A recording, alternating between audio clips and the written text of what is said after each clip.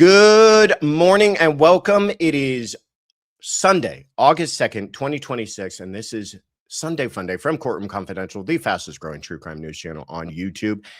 Can you believe it's already August, everybody? Thank you so much for being here. Thank you so much for carving out some time on a Sunday morning to join us, or Sunday afternoon, evening, wherever you happen to be. Hello to Kathy Mama Bear, Haley Moo, Fanda Bear, pardon me. Heather Cooper Smith, so many familiar names and faces. Go Duke basketball's in the house. Best Nancy's here. Ann Potter, Grammy Bethy B says hi, everybody. Good morning to you all. Hello to everybody who's also watching on Facebook and X. If you are joining us there, please send us a comment just so we know that you're out there. And if it's your first time joining us, welcome. Love having first timers for a Sunday Funday. It's one of our favorite shows. Please say hello. Let us know where you're hailing from. And if you're watching this on replay too, I don't want to miss out on everybody who catches this later on. Please say hello. We would love to hear from you. My name is Joshua Ritter. I'm a former prosecutor with the LA District Attorney's Office. I was there for 10 years before I left to go into private practice as a criminal defense attorney. And this is Courtroom Confidential, where we do our best to present to you both sides of the courtroom, both sides of the issues, both sides of the stories. And this is a show that we do every Sunday called Sunday Funday, where we took your questions that you have asked us throughout the week. How did you ask? You left us voice messages. So we're going to play those voice messages and we're going to answer them live this morning. And you guys asked a bunch of really great ones. I also know that it's been a while since we've seen each other. I was doing some traveling and then I was a little bit under the weather. I'm still kind of fighting that cold, so forgive my voice a little bit this morning, but I appreciate you being all so understanding and kind. We will make up for it this morning. A lot of the questions that you guys asked are going to summarize what took place this week anyways. First timer from England says, Jules, true crime addict. I love it. Hello, my friend. Thank you so much for joining us. Stay to the end for announcements. We do have some stuff coming up I don't want you to miss out on. But you know what time it is. Take that deep cleansing breath. It's Sunday. You made it. It's the end of the week, the beginning of a new one, depending on how you look at it. Hit that like button if you haven't already. Subscribe if you haven't already. Share this with anyone that you feel might enjoy it. But let's go ahead and jump right into our first question. Oh, here's where Ritter's got to get it together. Who is kicking us off this morning? Hi, Josh, Tiff, Mods, and CC crew. This is misbehaving from San Diego, Nottingham again. Second time this week because I've had yet another thought. So it's currently Saturday morning on the 25th, and I'm probably too late for Sunday, but I've been listening to the utterly disgusting, horrific, heartbreaking reports from the preliminary exam of D4vd, or whatever his name is. I'm at the point where these pictures and videos are being talked about, and the reporter is saying that the defence is scrambling over these images. So my question is, on a prelim exam, do the state have to hand anything over to the defence, or is it just like a grand jury, but the defence are present with the judge? So I'm wondering if you could give a breakdown on what forms of discovery have to be handed over to defence for a preliminary hearing as opposed to a full-blown actual trial. Anyway, many thanks, and I hope too many people are watching this and getting flashbacks and PTSD. So anyway, see you Sunday. Thanks a lot again. Bye-bye. Misbehaving from Sandy Acre, England. Let's put you on the map. So great to hear from you again. Talking about the David prelim. This one was a rough one. It happened, they concluded it earlier this week on Monday of this just week that we were in.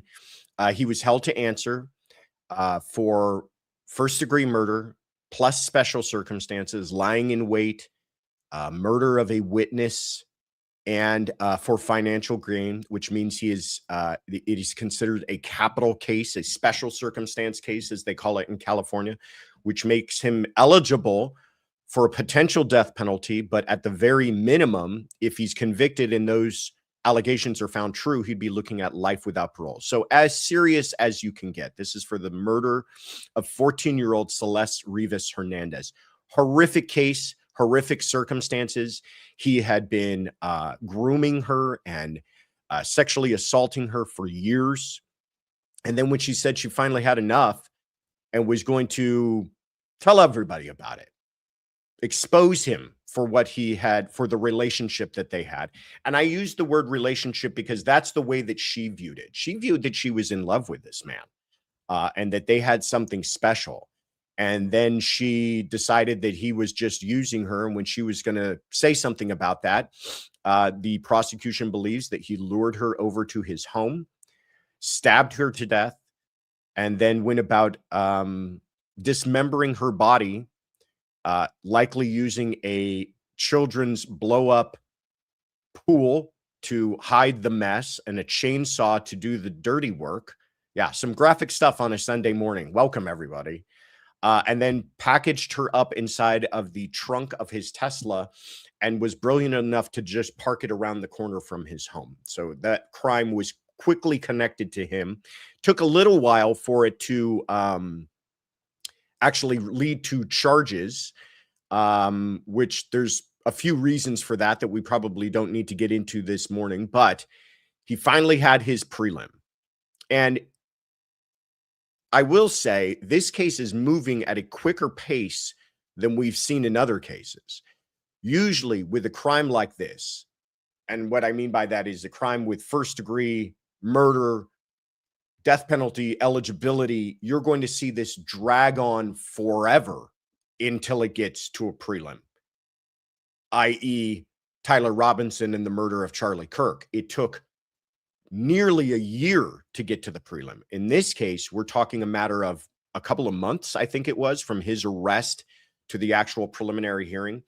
And if we're comparing it to and name checking the Tyler Robinson case, it lasted about 4 or 5 days, about the same length of time, but the judge made a ruling that very same day, decided there was enough evidence, probable cause, to make a determination and hold him to answer for trial.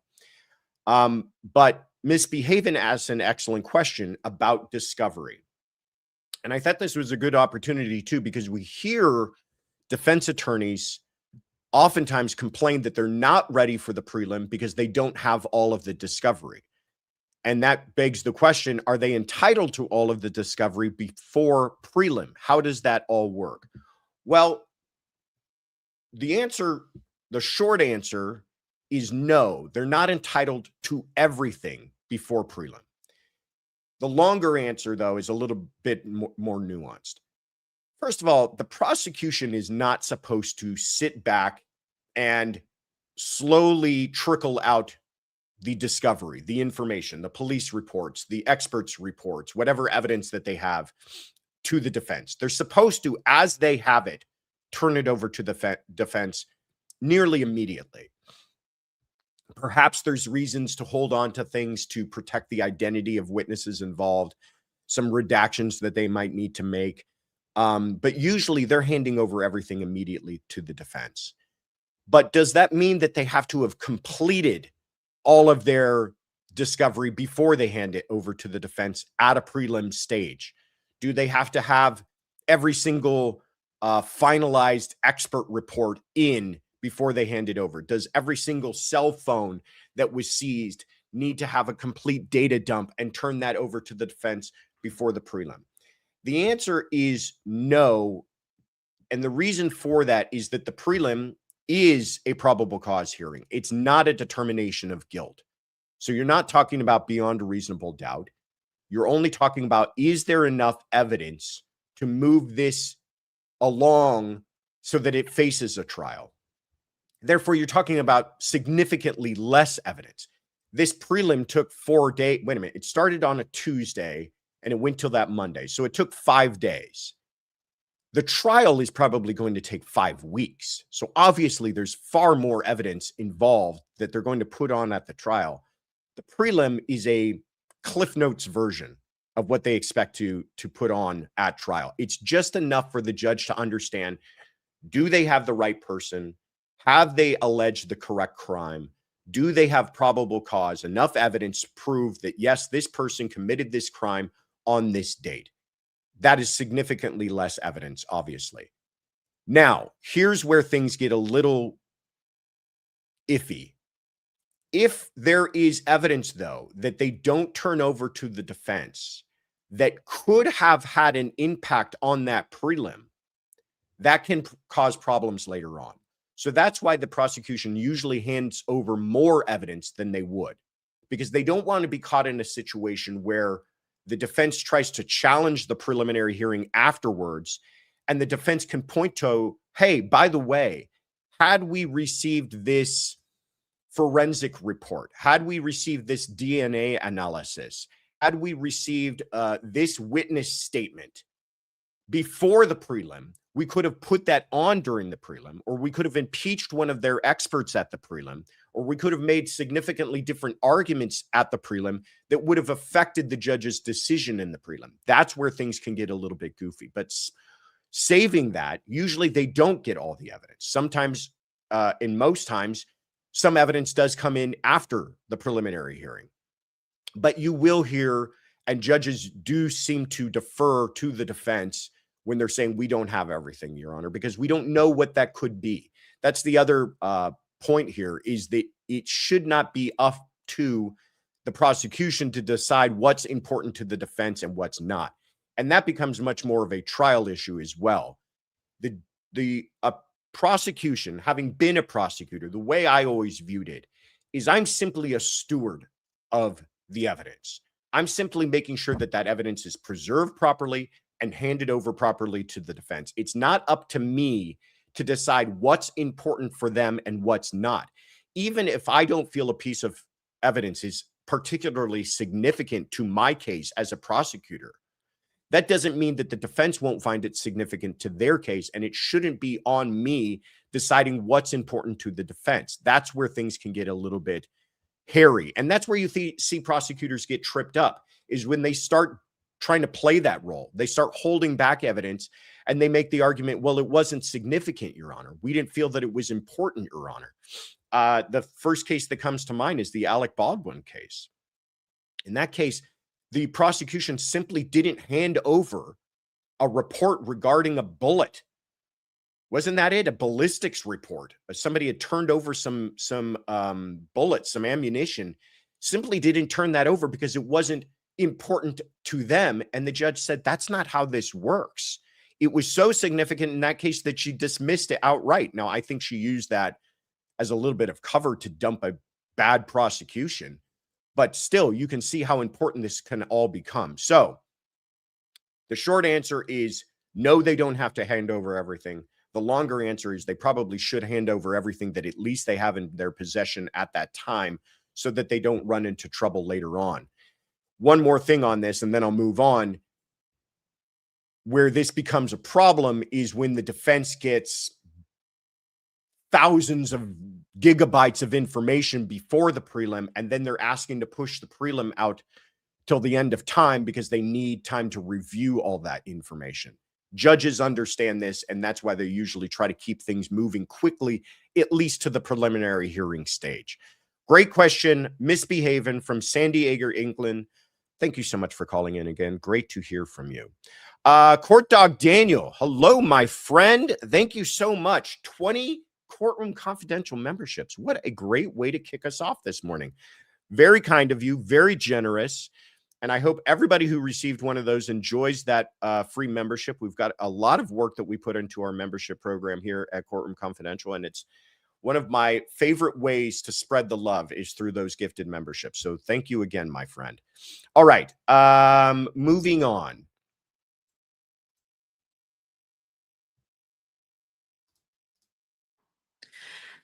Hi, Josh. This is Danielle from North Carolina. And I want to talk about the David Burke case and what the extent, I guess, of this preliminary hearing. I am not from California, and it just seems so redundant to do the grand jury, then the preliminary hearing, and then go to a real hearing.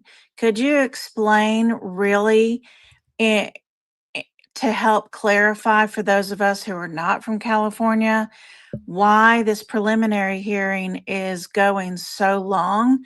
It sounds like they're they're trying him right now instead of it being a preliminary hearing to get the judge's vote to actually go to trial.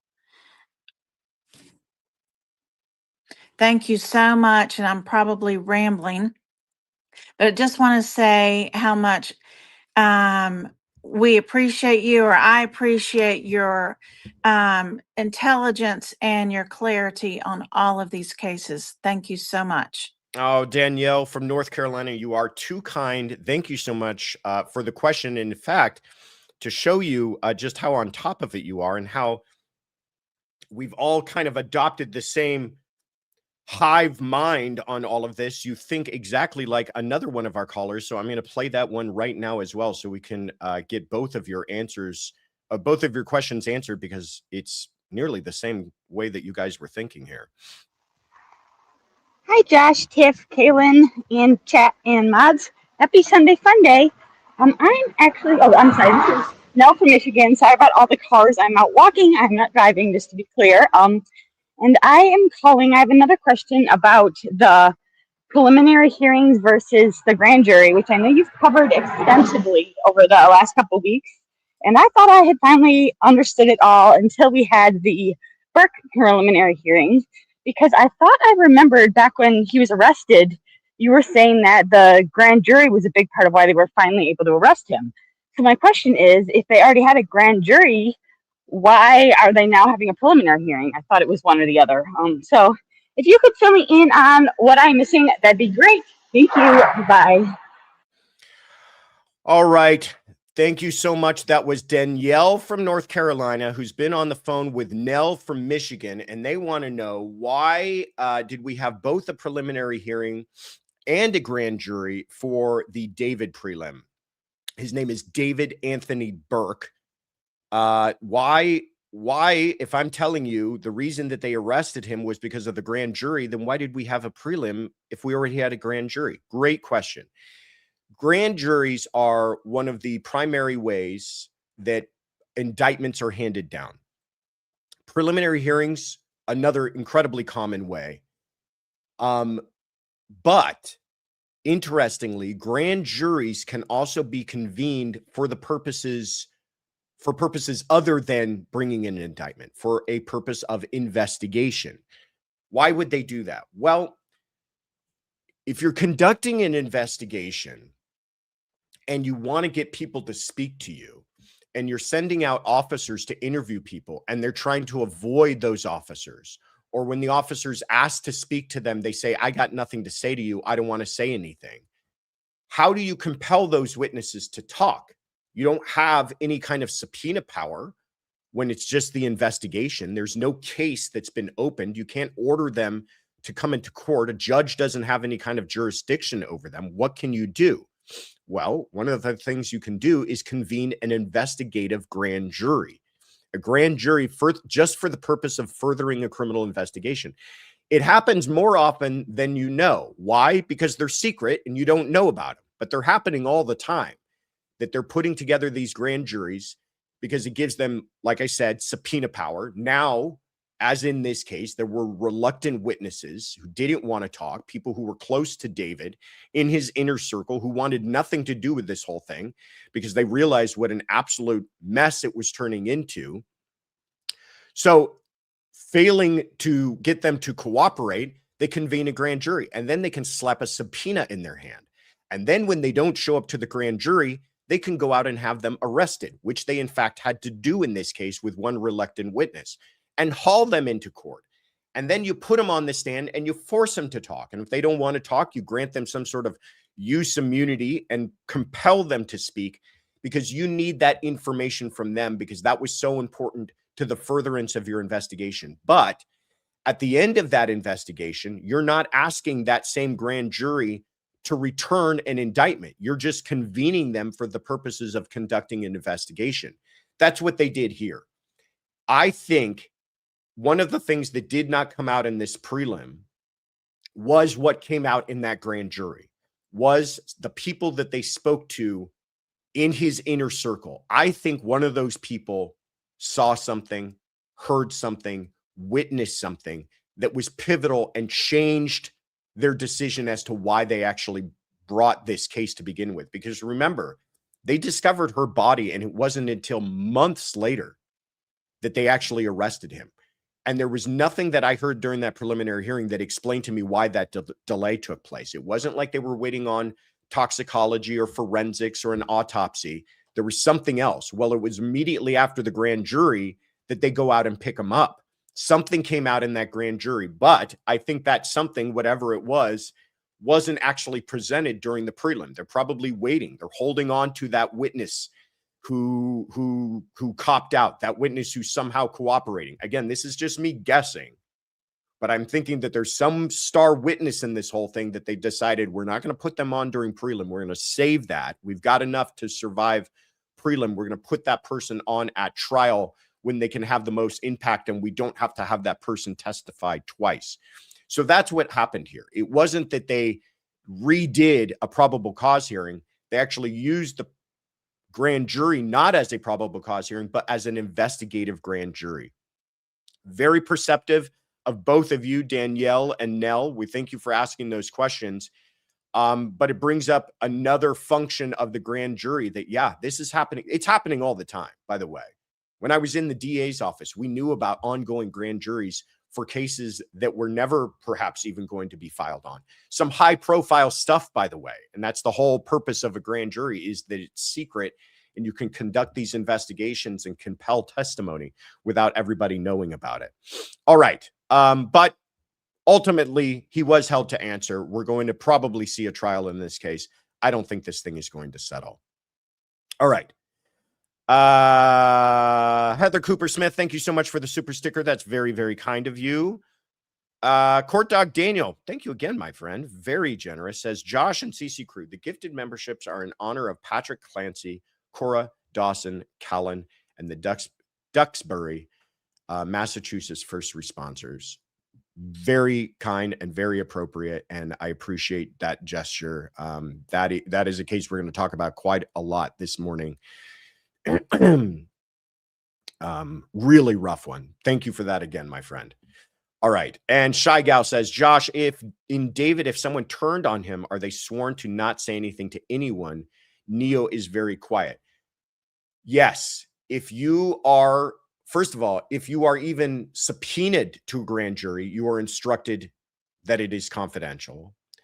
And then the testimony that you give, you are instructed to not tell anybody about it. You're instructed to, in fact, never even tell anybody that you, in fact, testified. Now, we know this because some of this information leaked.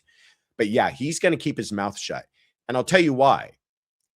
Neo was the one that they had to actually arrest to bring into court. I don't know if Neo is the one with that pivotal piece of information. He could be. But I guarantee you that if he was the one and they did have to grant him some sort of immunity, he is cooperating now because he's being told that he better cooperate unless he wants to be sitting right next to David through this entire process. I don't know what Neo knows. I don't know how much Neo was involved. And I don't even know if Neo is that star witness that I surmise exists. But I guarantee you that's why he's keeping quiet. And it's not just him being brilliant. It's his lawyers in his ear saying, just shut up and keep your head down. And if you play this right, you might not end up behind bars. All right. Where am I at here? Here we go. Oops. Hello, everyone. I am a first-time caller. This is Dr. S. from Fargo, North Dakota. I felt obligated to ensure that the North Dakota finally got on the map. My question is, I am thinking about moving to a different state, and I wanted to know how the expert rules to be classified as an expert changes and difference between the courts and the states. Thanks so much. Dr. S from Fargo, North Dakota, putting North Dakota on the map. Is this our first North Dakota? Look at that. Just imagine confetti going off. I love it. Thank you, Dr. S. I did call out North Dakota. So thank you for putting North Dakota on the map. Now is South Dakota who I got to work on next? All right, South Dakota, you've now, the gauntlet has now been dropped. It's up to you, South Dakota, that big old blank spot. Thank you, Dr. S. Great question. Talking about how do the rules on experts differ from state to state. So I'll try to get through this quickly. But there's a kind of a divide between the states when it comes to experts. And you may have referred to the case of Fry, a Fry hearing. You also may have referred to Daubert or a Daubert hearing. They essentially get us to the same place, just doing it a little bit differently. In California, where I practice, we have a case here in California called Kelly, a Supreme Court case in California, which follows the Fry standard. So we call it Kelly Fry. Here's a quote from that case from 1976. The admission of evidence born of new techniques until the time when there is demonstrated solid scientific approval and with the support of new methods until the scientific community has ample opportunity to study, evaluate, and accept its reliability. Essentially, it's the idea of the scientific community is kind of the standard which establishes when experts can be qualified.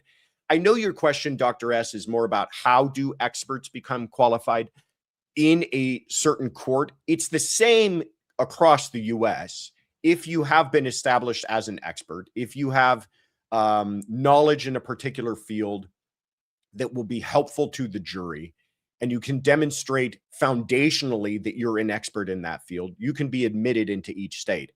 What differs is how each state views new sort of experts, new science. The Kelly standard asks for kind of the scientific community.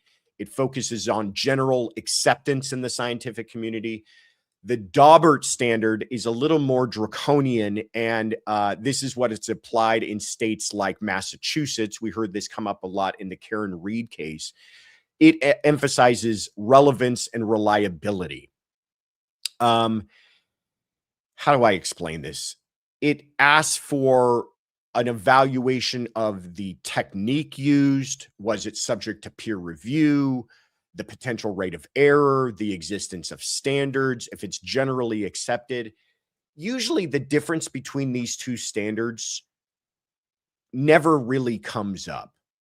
The only kind of recent case that I can think of where there was an actual question about whether or not certain evidence would be accepted was in New York in the Rex Hernan case. If you remember in that case, they wanted to use analysis of some of the DNA that was recovered from the victims in the form of rootless hairs, meaning that they had to get down to mitochondrial DNA. This is kind of cutting edge, not so much, but kind of considered cutting edge, at least from the legal world's perspective, use of DNA. Many states already deal with it. California does, Idaho does, other states.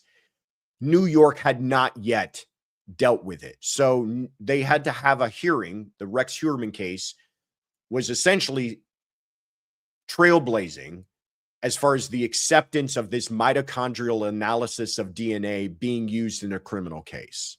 That's why they had that big hearing. That's what the issue was about. So it wasn't really about the acceptance of the experts, the qualification of the experts to speak on it. It was about the qualification of the science itself. That's what the main concern is with these two cases, Fry and Daubert. It's about new science. Like, when are we going to allow some new field? When DNA first started being used in court, this was a hot topic. Could DNA be reliable enough? Is it accepted in the scientific community? Can we use that in court? Because of cases like Kelly and Fry, or Fry and Daubert, is why we don't allow lie detector tests, because they do not reach those same standards. So we don't allow that type of evidence. I know this was a little bit in the weeds discussion of this, but it is important, especially when you're talking about cases where it's going to come down to the science itself on whether or not a person can be linked to a crime. So thank you so much, Dr. S. Thank you so much for being a first-time caller and for putting North Dakota on the map. I love it. All right, let's keep it rolling. Hi there. My name is Erin. I'm a new listener, first-time caller. I live just south of Boston, Massachusetts in Plymouth County, which is, of course, the same county where the Lindsay Clancy trial is taking place right now. It has been the talk of the town recently, but one of the things I can't stop thinking about is those poor jurors. They're going to be exposed to such horrific and traumatizing images and material.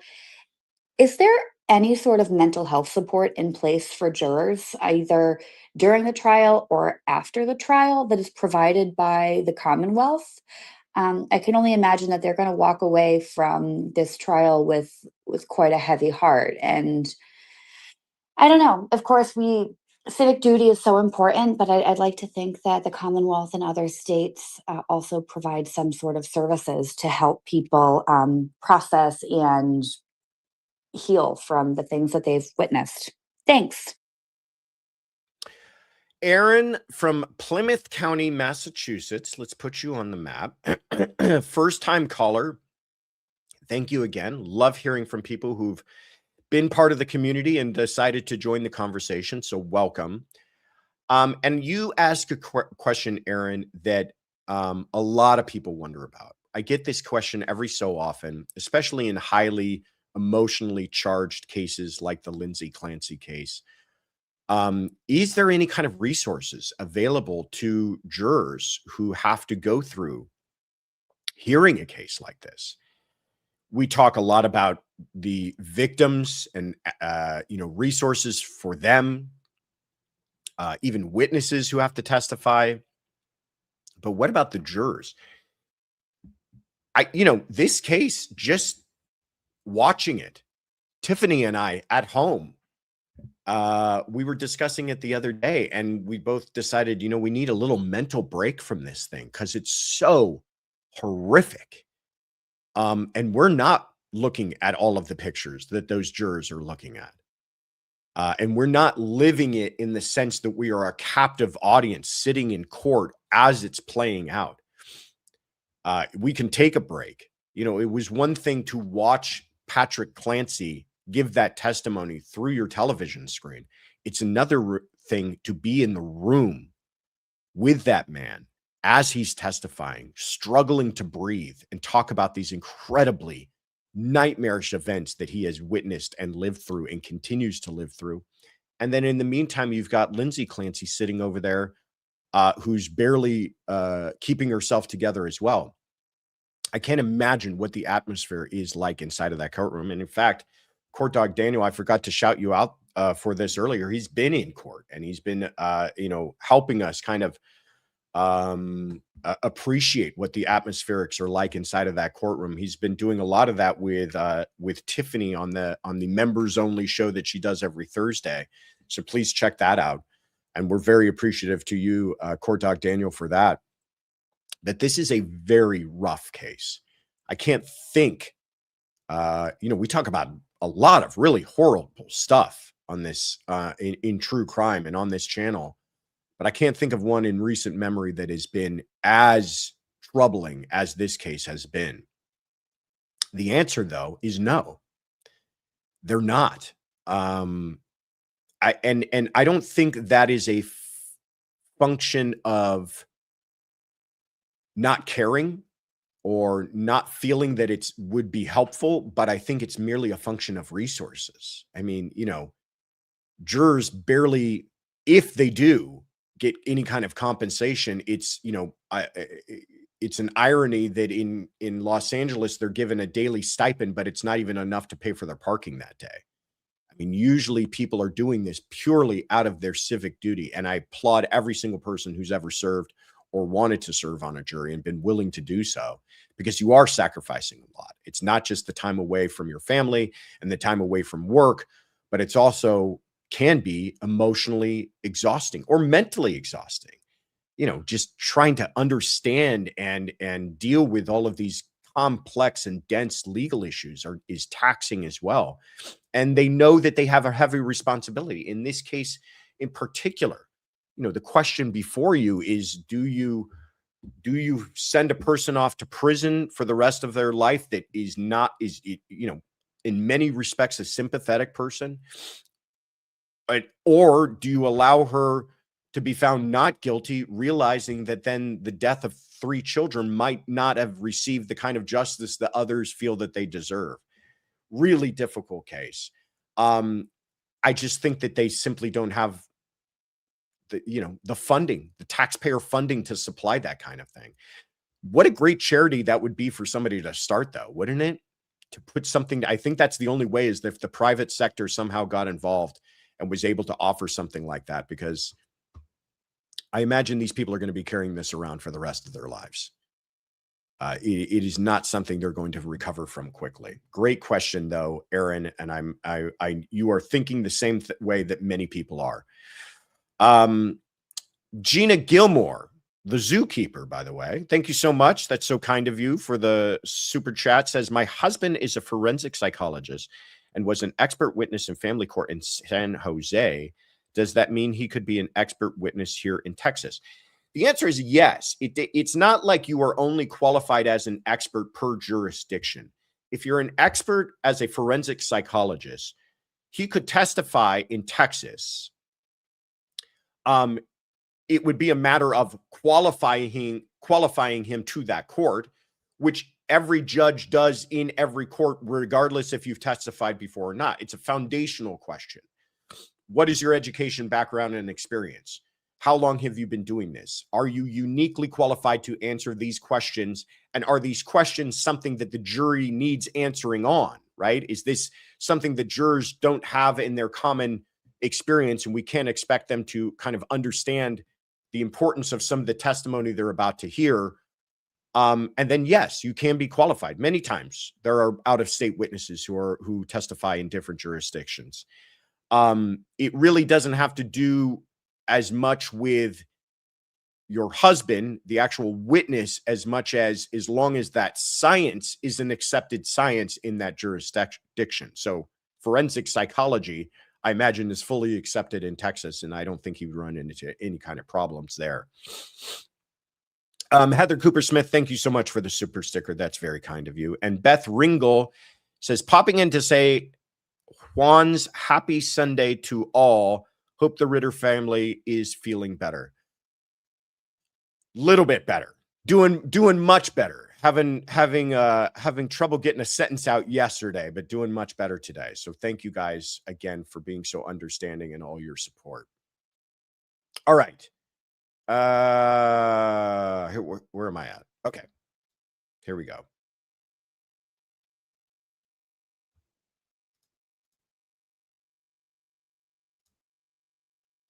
Hi, Josh. Hi, Caitlin. Hi, Tiffany. This is Lynette, aka Cricket, from Douglas, Arizona. My question is, in the Lindsay Clancy trial, how is Patrick Clancy able to first be a witness for the defense and then be a witness for the prosecution? Is he subpoenaed into being forced to testify for the Commonwealth, or how does that go exactly? That's kind of a mystery. I may have missed it when you've gone over it before, but it just came to me and wanted more clarification on it. I didn't know a witness could be a witness for both sides. So not that I think he's doing a lot of good for the prosecution at this point. I watched day one and it was rough. I think when the prosecution actually asked him to describe his kids, that was uncalled for. But hey, all is good. Talk to you guys soon. Have a wonderful Sunday Funday. If I'm not there in the chat, I will be a rewatch. All right. Take care, y'all. Lynette from Douglas, Arizona. Let's put you on the map. Oh, wow. Is that it right there? Right near the border.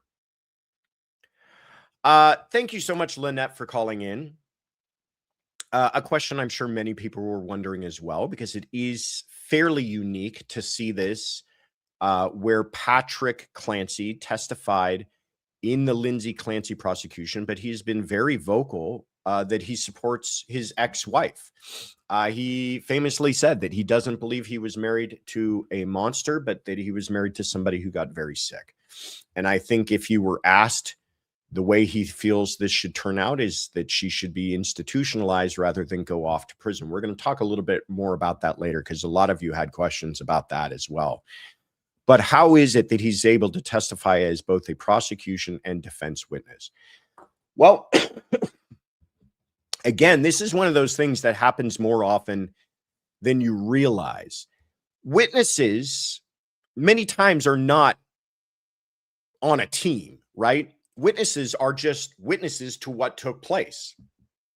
Many times they're impartial. They're eyewitnesses. I'm not saying that that's the case here with Patrick, but he is an eyewitness to this crime. He is the first person who responded, or he was the first person on the scene.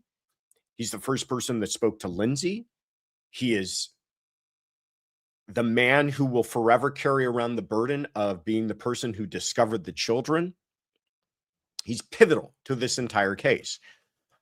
So it makes sense for him to be called by the prosecution. This isn't really it doesn't come down to, a decision as to, are they on my side or are they not on my side? It's logical that the prosecution would call him. He's important to the entire telling of this story. And the defense wants to talk to him because they want to know about Lindsay ahead of time and her mental state and her continuing to devolve mental condition that led to this crisis. But it happens in cases many times where you don't know that it's happening. Oftentimes, when I was a prosecutor, the defense would come to me and go, here's these people on your witness list. Are you actually subpoenaing these witnesses? Are they coming into court? I want to know if I need to serve them with a subpoena as well. And I would say, no, these people are subpoenaed. They're coming to court. And they would say, great. So those are witnesses that they intended to call as well. Now, if I'm not going to subpoena a person, they're going to have to go out and serve that person and bring that person in. But these are people who may have been eyewitnesses, people who are somehow involved, that the defense has some strategy that they want to use that witness as well. Again, it's not like anybody's on a team here for the most part, aside from experts, obviously. They're just witnesses to the events that took place. So what usually happens, and what I think is probably going to happen in this case, is that, well, I don't know. I don't know if the defense is actually going to recall him. What can happen is it's all about the scope of the testimony. I'm going to use a hypothetical and not maybe Patrick, just to be more clear. If the prosecution wants to call a witness and they want that witness to tell events A through C, that's what's important to them. That's the scope of their direct examination. And a judge may stop the defense from going beyond that scope in their cross-examination. Sometimes for courtroom efficiency, a judge will say, okay, well, you were going to call this witness anyways. I'll allow your examination of that witness to extend further than what it usually would, just so that we can get all of the testimony out in this witness in one setting. Other times a judge will go, no, you have to recall that witness because you have to take that witness on direct rather than on cross-examination. There's different advantages to those two ways of questioning a witness. So you can have a situation where one witness testifies essentially for both sides in the same setting, in the same sitting, I should say, or they'll be subject to recall. That witness is not excused when their first testimony for the prosecution is done. They're subject to recall, and they might be recalled by the defense in their case in chief as a defense witness at that point. Then the defense is examining them on direct, and the prosecution gets to go after them on cross. Sometimes this actually happens with the chief investigator, the investigating officer on the case. The defense will recall them because they wanted to talk about other parts of the investigation that the prosecution didn't bring up.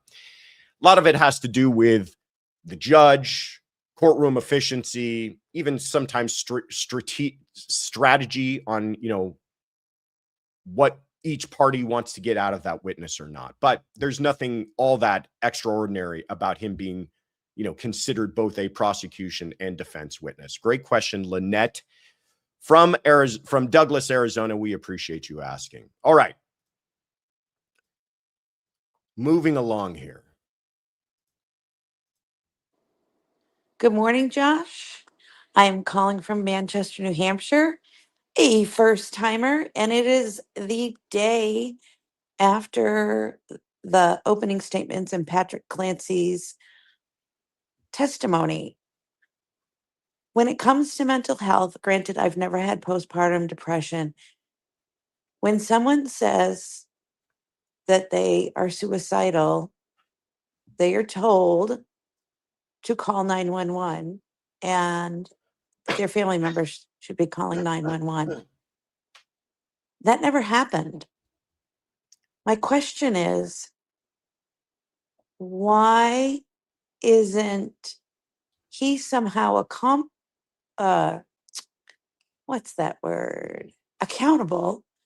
for what happened to his children by not responding to Lindsay's cries for help? That is a big question in my head. Regardless of my opinions, I think that's my biggest question. Thank you so much. I enjoy when I have a chance to watch you, mostly on the replay crew, but thank you. Lynn from Manchester, New Hampshire, first-time caller. Let's put you on the map. Thank you again for being a first-time caller. Lynn, you're not alone. I've heard many people echo these same sentiments about Patrick Clancy. And let me say this, and I'm trying to say this as respectfully as possible. I totally understand where you're coming from, Lynn. Like I said, many people feel the same way about Patrick Clancy. Could he have done more? Was he as receptive to her mental state as he should have been?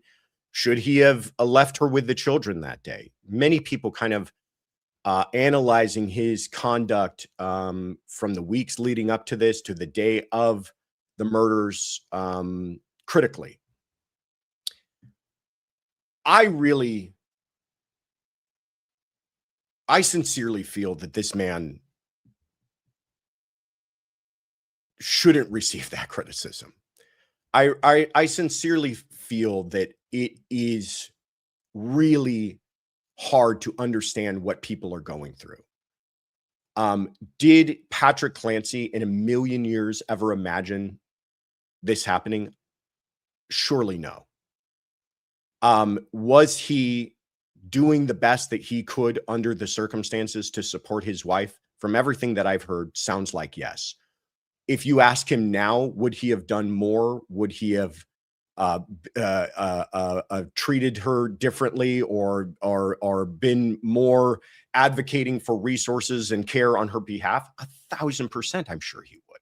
I'm sure he would undo himself entirely to do things differently and avoid all of this. But, when you're going through something, I think you're doing the best that you can, and you certainly don't imagine the nightmare that it could turn into. And there was no, in my view, signs that this was on the horizon. She was talking about intrusive thoughts, and they were addressing that.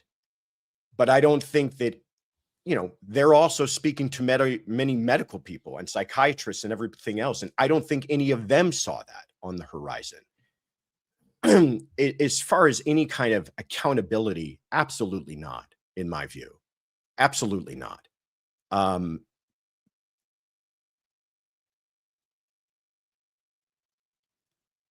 mean, what more could we have asked from this man? You know, I struggle to find a better way to answer this question, but to say there are many people out there struggling with all sorts of things personally with their loved ones. I think they're all doing their best. I think they're all trying to get care for a loved one in their life who might be struggling. And I don't think any of them are thinking that some nightmare like this might be possible had they done things differently. And I certainly didn't hear that in his testimony or anything that I've heard where I thought, wow, did he really drop the ball on all of this? You know, and including that day, I know many people have criticized, and I'm not saying that you're doing this, Lynn, but I know that many people have criticized, why did he leave her alone? I mean, he even talks about that day.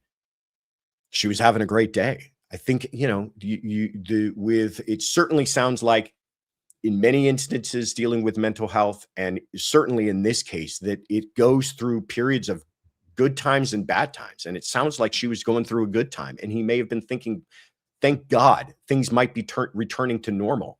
Yeah, I'm going to go run some errands. We're going to have dinner together tonight. Won't that be great? You know, who knows how hopeful he may have been that day that she maybe was turning a corner. And then just to arrive to his life being completely torn apart. So I get it, Lynn. And like I said, you're not alone. My personal view, and I caution all of us, is that, you know, there's a lot of people that might have fingers pointed at them in this case. I don't think he's one of them. But great question. Thank you, Lynn from Manchester, New Hampshire. We appreciate you calling in, and for being a first-time caller. Please call in again. I appreciate it. All right. Where are we off to next here? Let's keep it rolling.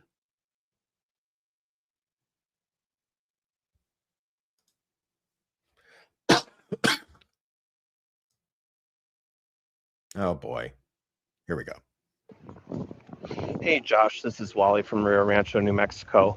Wasn't planning on calling you 2 weeks in a row, but here I am.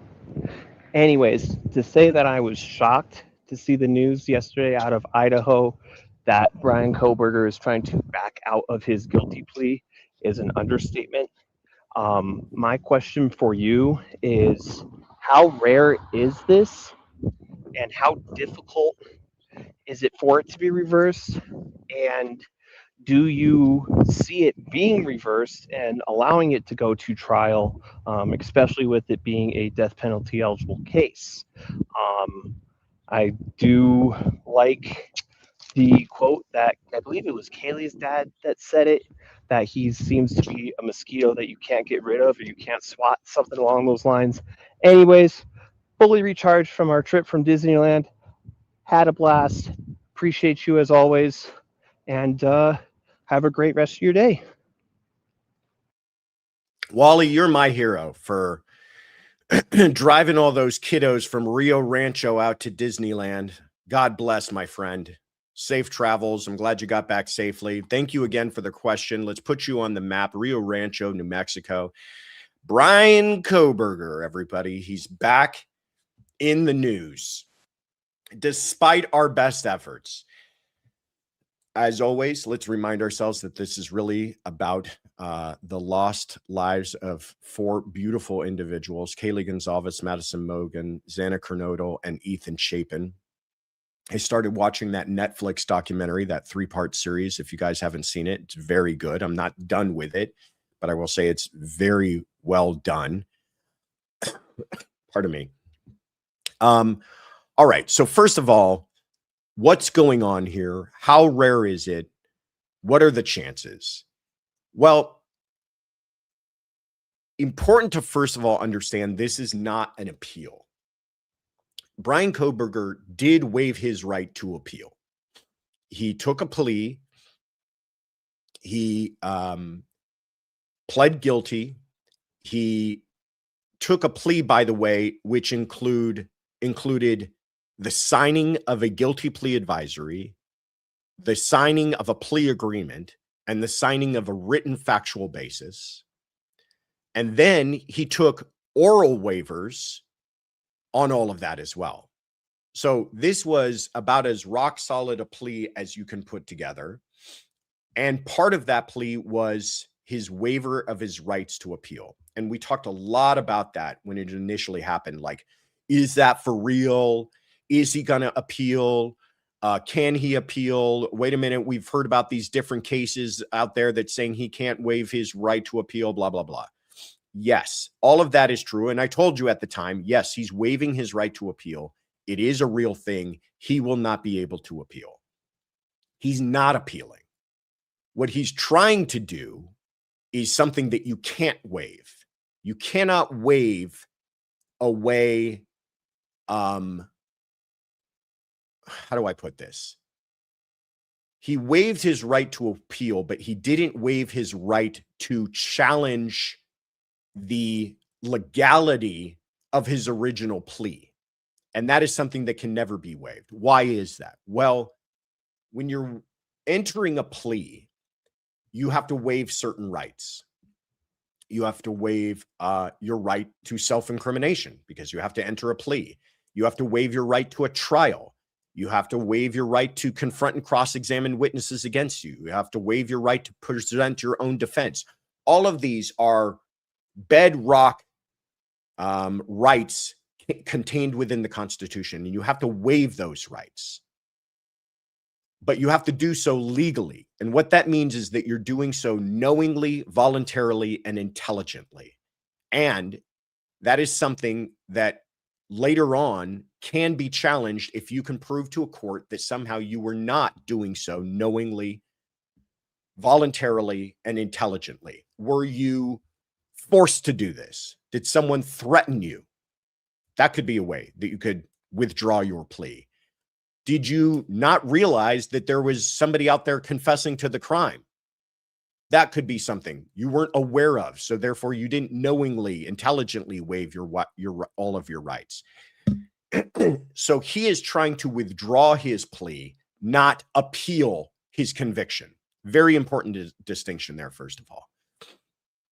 He is now arguing that his waivers, his original plea, he should be allowed to withdraw because it was not knowingly, voluntarily, and intelligently given because he was induced to enter that plea by his attorneys giving him either false promises or that he misunderstood the consequences because they had misled him, or because he was improperly pressured by his attorneys to do so. These are the claims that he's making. He filed this handwritten request for an assignment of an attorney and for a petition to withdraw his plea. He's claiming, in a sense, ineffective assistance of counsel. This is one of those things that you cannot waive, is an ineffective assistance of counsel claim. Pardon me. And this makes sense if you think about it. The idea that this exists, we should not be upset with, because we don't want people sitting in prison who then later find out that their attorney lied to them, and that's the only reason that they entered a plea. Their attorney told them that evidence existed which didn't, or that their attorney never told them about evidence in their favor, and they therefore didn't realize they had a shot at trial. We don't want that as a society. Understood. So we allow for defendants to try to withdraw their plea. To the second part of your question, it does happen. I've dealt with them myself personally many times, and I've never had one granted when I was a prosecutor. It does happen, but they are rarely granted. Why is that? Because one of the incredibly thorough nature in which pleas are taken. Again, like I said, he signed 3 different documents advising him of all of these things. And he was orally, you remember the plea that took place with the judge, not the sentencing where the Gonzalez family spoke. We've all seen that video several times, but the prior hearing where the judge advised him of all of his rights. The judge told him, Are you doing so knowingly, voluntarily, intelligently? Have you spoken to your attorneys about everything? This is one of the quotes from Judge Hippler. Thank you, Kaylin. I want to make sure that your plea is given voluntarily. I want to make sure that you actually committed the crimes to which you're pleading guilty, because I don't want you to plead guilty to a crime you didn't commit again and again and again. And he was advised of all of this. Are you guilty? He says yes in court. All of that's on the record, okay? He is going to have to show that something that wasn't on the record caused him to lie that day, essentially. What could that be? That's going to have to be a real smoking gun, okay? That's going to have to be something where he's got an email from his attorneys, some sort of written document, some sort of memorialized piece of information from his attorneys where they're telling him falsely. They're telling him something false. They're telling him, evidence that does not exist, or they're misleading him on evidence that does exist. I'm going to tell you right now, that doesn't exist in this case. I don't think he's going to find anything like that in this case. This case went on for years ahead of time, okay? This was a thoroughly litigated case before it ever got to the point where we were even talking about setting a trial date. They filed every motion imaginable. He had every argument possible made in court. The Idaho Statesman reported that $5.5 million in taxpayer money was spent on his attorneys just to make sure that he was fully defended and received every accommodation possible. For him to now go back and say they didn't do a good enough job is going to be a very difficult hill to climb. And like I said, it's not going to come down to him just saying, Your Honor, I feel differently about this. Your Honor, I think I've really got a good shot. No, that's not what works. In fact, even him claiming I am innocent doesn't matter. Doesn't matter for this purpose. Unless he can show that somehow on the date he took that plea, that all of those advisements were false because he wasn't given certain information, that he was misled. Short of all of that, the judge is going to deny this. And that's the way I think this all ends up. I believe he will have a hearing. The Judge Hippler has granted him an attorney, which is proper. I think he will be given a hearing date. I think he will come into court with a new attorney. They may file some documents. They may try to make some arguments. And the judge is going to hear all of that and say, nothing about this changes everything that you signed and said on that date. Because we don't allow for buyer's remorse. Here's what's happening. Bryan Kohberger, it's now been a year. And he's been sitting in prison for a year. And he's been having cream of corn and toast for dinner. And he's realized that the world has begun to forget about him. The same man who committed a murder for no perceivable motive, but to see if he could get away with it, is the same type of person who is probably more agonized with the idea that we're all forgetting about him. And he's realizing that he doesn't get to bring this up in court every few years on an appeal. That he is going to just simply sit there and rot away forever. And he thinks, well, I want to at least have my time again in the limelight. That's what this is all about. I'm an innocent person. This was a broken plea. Maybe he's read some stuff that's been published since then that he's got him all kind of worked up on the idea that he should give himself a shot at trial. None of that really matters. It's going to come down to him putting some rock solid evidence, not just him saying so, but rock solid evidence in front of Judge Hippler that shows somehow his plea was not done so knowingly, voluntarily, and intelligently. I don't think he's got that. I don't think this goes anywhere. So unfortunately, like the Gonzalez has said, we're going to have to deal with this mosquito for a little bit longer, but I don't think it will be all that long. Great question, Wally. Appreciate hearing from you, my friend. Heather Cooper Smith, thank you so much for the super sticker. That's so kind of you. Cheryl, thank you for the super chat. Says, thank you so much, Josh, Tiff, Kaylin, Mods. You all are amazing. You all are the very best. Oh, that's very kind of you, Cheryl. I appreciate that. And Kimology in Cali, thank you, says, Bryan Kohberger filed a petition to withdraw his plea to appeal. What's the difference? Is a petition the same as an appeal? No, like I said, he didn't file a petition to withdraw his right to appeal. He filed a petition to withdraw his plea. He's trying to undo the plea. That's the one point I didn't make. If he were to win on this, all we would be is right back at where we were before he took the plea, meaning we'd be heading to trial. And to Wally's question as well, which means the death penalty would most certainly be back on the table. This isn't a Alec Murdaugh situation where on the second time around, there's an argument as to whether or not they should be allowed to pursue the death penalty. Here, the only reason that the death penalty was taken off of the table was as a accommodation for the plea to be taken. So you don't want a plea anymore? You want to withdraw your plea and a judge grants that? Well, then game on as far as everything goes. And that includes the death penalty.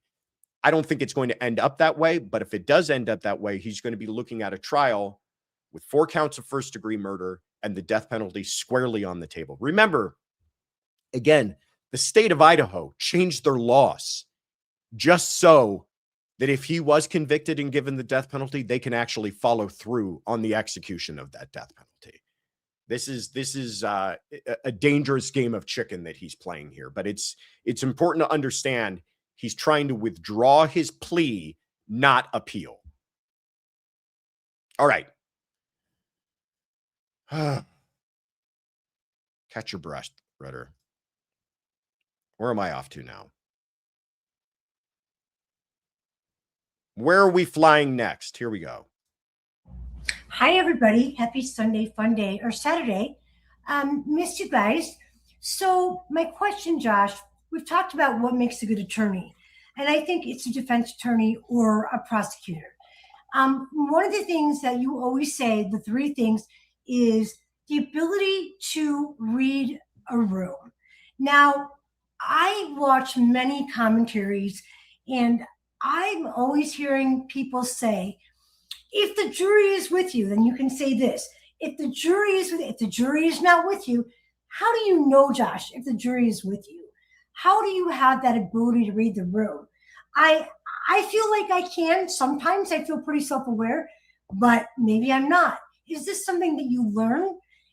Is it something that you have a mentor and then they teach you, or is it something you just have? Is it just something innate in you? I'm really curious. I mean, is it something that you get better at? Yeah, that's my question. Thanks. Sonia, so good to hear from you from Chicago, Illinois. Let's first put you on the map. I love this question. I do say this a lot. You have to be able to read the room. You have to be able to tell if the jury is with you. I don't know how much this could be taught. I'm sure it can be. I'm sure it's something that can be curated and refined. But I think it's probably also an innate talent that most good trial attorneys have. It's kind of a social awareness and a social intelligence. It's, you know, some people, and we all know people like this, some people in a group of others, they have a social, you can tell when they are not realizing whether or not they're welcome. They're not realizing whether that joke they made landed. They're not realizing whether they're making everybody awkward. And others are very in tune to that. They're very perceptive to how are they being perceived and how are others taking what they're saying. And they can easily adapt. And I think that's probably more of an innate talent or quality that some people are just born with. And I think that that's a talent that we see in most very good trial attorneys. There are some very good attorneys as far as being intelligent and analyzing the evidence and making arguments, but I think that they lack this social awareness. They don't realize when something's hitting and what's not. I mean, we've seen that in trials before. I think it was the, oh, this is where my brain fog is hitting in. The, oh, come on, help me out, ladies. Utah, we just huge case. Yes, Corey Richins case, where there was that attorney. I don't want to name him because I don't want to really call him out, but there was an attorney on her behalf who was a little extra. And we all perceived that. We all picked up on that immediately. We were all like, wait a minute, dude, you're a little hot out of the gate here.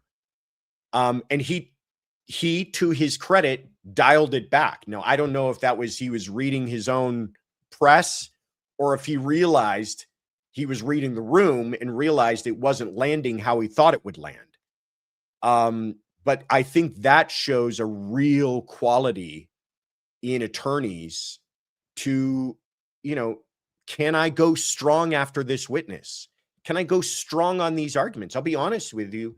In the Lindsay Clancy case that we're going through right now, I feel like the prosecution came out too strong. I don't think that they have the jury at the emotional point yet where they can be as zealous as they are about their prosecution of Lindsay Clancy just yet. Certainly not from opening statements. And so it is, to your point, Sonia, I don't know if that's something, maybe it comes with experience, but I think in most very the trial attorneys that we talk about, the ones that we know are very good are the ones that kind of have that just hardwired into them. And it's just almost like a sixth sense that they have on when can I go strong and when should I dial it back? And when can I make these arguments and when should I kind of tailor this a little bit and wait for the jury to get there with me? That to me cannot be oversold how important it is, because you can have excellent points, but if they don't land, if those points land on imperceptive ears that are not receptive, then you've missed the mark, right? The argument has to be made to a receptive ear or it's not going to go anywhere. Great question though, Sonia. I love that. All right, let's keep it rolling here. Hi, Josh, CC crew. This is Debbie, also known as Bella's mom, 1016, calling from Lansing, Michigan. And I have a question about Bryan Kohberger's request for a new trial. What is the difference between an appeal and a post-conviction relief? Does the relief petition go to the appeals court, to the same judge that heard the case, a new judge? What happens to it from here on out? What can we expect to see other than him getting turned down? I'd really like an answer to this question. And juiced. Well, because you're juiced, Debbie, I will answer your question. I feel like I've kind of answered, we've talked about this already this morning, but you do bring up another point about who is this going to go in front of? So first of all, this is Debbie from Lansing, Michigan. So I don't want to miss putting you on the map. We're talking about the Bryan Kohberger case. We already discussed how this isn't an appeal. It is a petition for it's being called post-conviction relief. All that means is he's past conviction and he's asking for something to be changed. But it's coming in the form of a petition to withdraw his plea. That's what's happening here. He is trying to say, I want takesies backsies. That's what's happening. I realize everything I said, but I want to take it all back. I realize I pled guilty, but I want to undo all of that. And I want to get back to right exactly where I was before. Well, because of that, because he's not appealing, he's not going to go to an appellate court. He's not going to go to a higher court. In an appeal, you are saying something that took place in my trial or my proceedings was unfair. and I need a different judge, a different court, a higher court to take a look at it and decide what that lower court, that judge did was wrong. Here, he's going right back in front of Judge Hippler. And he's saying, Judge, I want to undo what I did with you because, like I said, it was not willfully, knowingly, or intelligently done. Judge Hippler will decide that. Again, it's going to have to be something miraculous. It's going to have to be something rock solid. It's not going to be him shouting to the rooftops, I'm an innocent man. That I'm not saying that doesn't, when I say that doesn't matter, I'm saying it doesn't matter for these purposes.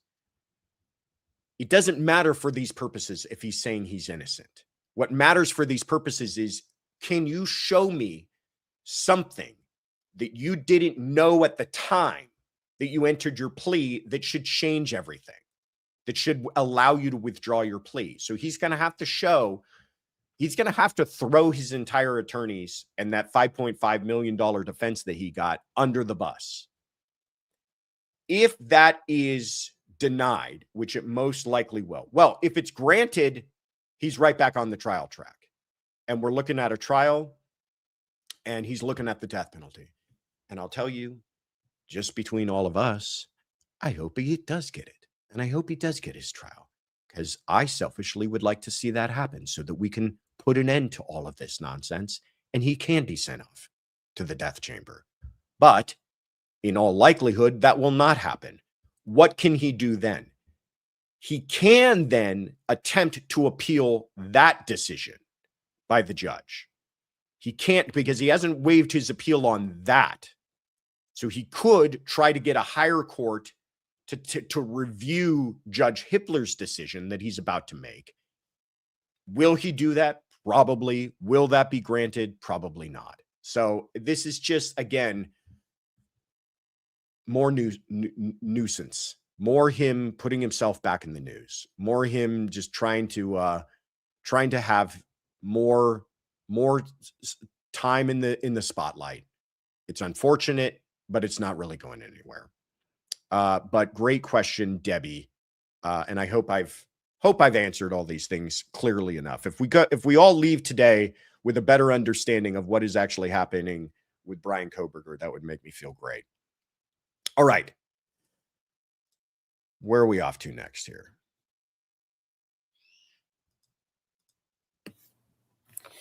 Hi, Josh. This is Sherry from Indianapolis, Indiana, home of the delicious Brew Burger and Midnight Wind Sprints. Just wanted to see if you had heard about the cancellation of the Washington bar exam this week due to technology issues, and what you thought about that. They are offering them a possibility to retake it, or not retake, but take it in September or February. I cannot imagine the stress that this will have caused so many people, and was listening on another channel and did not realize that there are people who take loans out for living expenses so that they can study for the bar exam and not work during that time. And I just can't imagine what all these people are thinking. I worked in higher ed a few years back, and we had our systems go down during finals week one semester and ended up having to print exams and grade them manually. I just cannot imagine them not having a backup system in place. What are your thoughts? Thanks, Josh. Sherry from Indianapolis, Indiana. Let's put you on the map. I had not heard about this story, so I'm glad you brought this up. This was in Washington. They canceled the bar exam. 645 law students are left in limbo.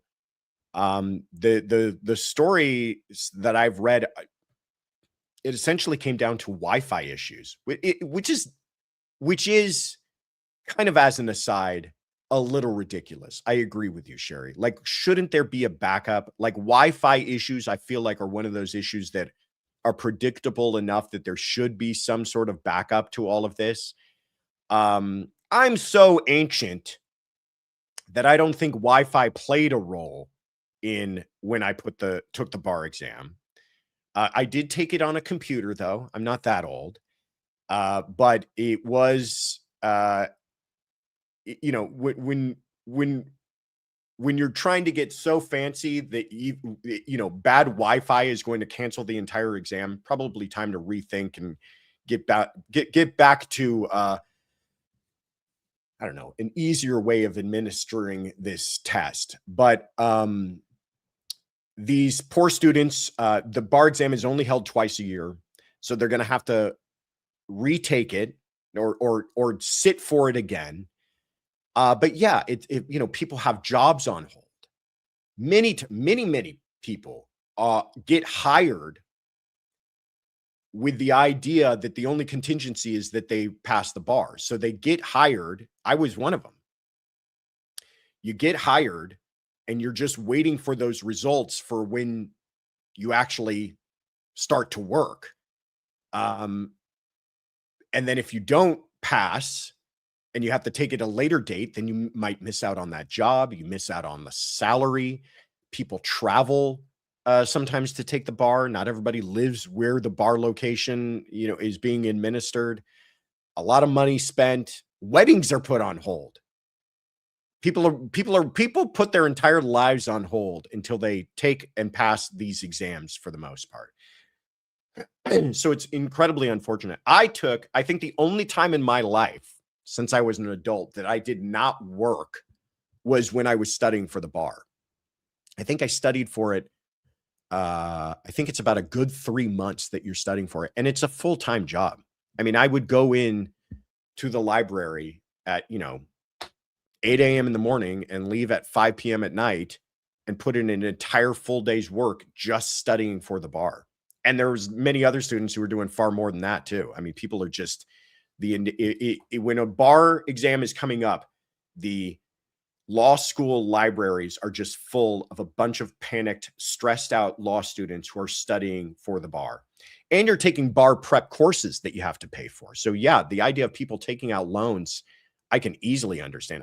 I can't remember if I think I took out loans, or they were part of my school loans to accommodate this, for not working, for what you have to pay for bar prep courses. Yeah, you go through 3 years of law school and then you still need to pay for a bar prep course.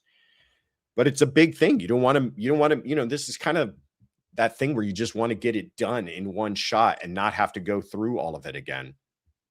I will say too, it was almost like a Zen-like period of my life, because the only thing I was worried about was that exam. I remember my mom calling me, being like, "Hey, what are you up to?" And I was like, "Mom, for the next 3 months, the only answer to that question will be studying for the bar. That is all I am doing. I am living and breathing, studying for the bar for the next 3 months, because you just don't want to have to do that thing again." Very sorry for those folks out in Washington. I don't know. Get your Wi-Fi issues figured out, right? Thank you, Sherry from Indianapolis, for bringing up that story. I had not heard about that one. All right.